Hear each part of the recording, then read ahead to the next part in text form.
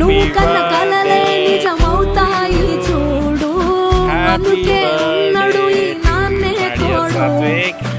దశరథ మహారాజే నాన్నై పుట్టాడు.